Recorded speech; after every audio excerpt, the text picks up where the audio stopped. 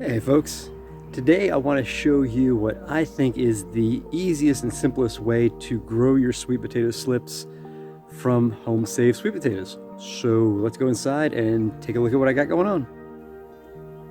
So here are some of my sweet potatoes that I have inside. This is what I call sort of my first team all-stars as far as potato size goes. We've got some good sized ones, and you can see they're throwing some slips. And these are not the only ones I have. We've also got these. They came out of a box that I had in storage, and they're kind of our current eating ones right now. And we also have these crates. They're just getting rotated in. I'm searching through these guys for slips as well. You can see, for example, this guy's got one as well.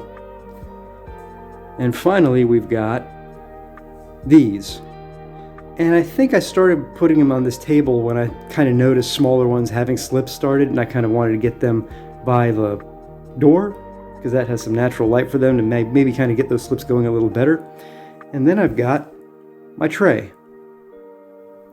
So let's show you exactly what I do to get these things going.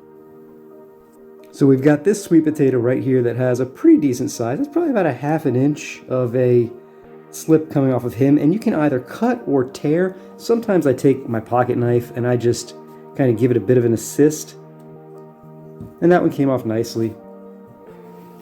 And yeah, this is all I start with. And looking down at my tray, I can see that this is about the area right here that I left off on. So I use my pocket knife and I dibble a very small thin hole best I can, and then we just rest him in really gently and make sure he's below the soil line with his bottom end, and then I just give it a little bit of water. And then if that water sort of displaces a bit of the potting mix, and that's it, folks. I just keep, every day I come in this room, I see some that I think are a decent size to pull, I pop them off and I put them in. This section right here, it filled up in all of 3 days, and this is 36 on this side, 36 on this. These first 10 prior to this one we just put in, I did those today. And now we're going to head out to the greenhouse because I'm going to show you that that little effort actually yields really, really big results. Now, for those of you who doubt that the way we just plucked those little things off of those sweet potatoes and stuck them into our little cell pack, let me show you the end result, or at least the in-process result. As we come into my little greenhouse outside, everything here, I think this is actually from the oldest ones, which are probably about a month old, maybe less, to the youngest ones. So you can see these guys here, they're just little ones. Little bigger, big. These two over here, I actually had to pull those out, and I moved them into bigger pots today because they weren't even holding water at this point. So yeah, this is what, 30, 35, 40, 48, 48. The one inside is 72. And then we've got these on this side.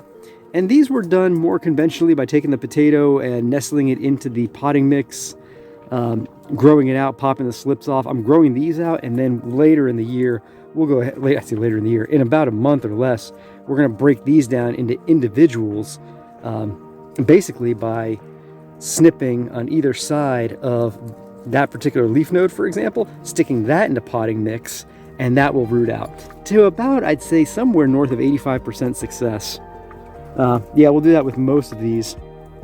This one here is another piece of a potato that just got thrown in the potting mix, as is this one. So yeah, I don't care how small that piece is, it has a really good chance of rooting, and once it does, this is the end result. So yeah, I keep a tray inside next to those sweet potatoes. Once the season basically starts warming up in the house, to where those potatoes at 6 months old start deciding they're going to start popping off those slips, and then I just put them in it here, and I don't really lose too many. So yeah, it does work.